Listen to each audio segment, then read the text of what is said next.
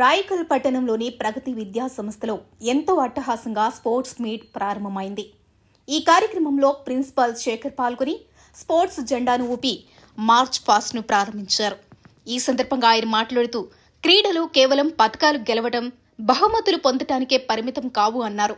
అవి విద్యార్థులు క్రమశిక్షణ, ఆత్మవిశ్వాసం, సహనం, నాయకత్వ లక్షణాలను పెంపొందిస్తాయని పేర్కొన్నారు.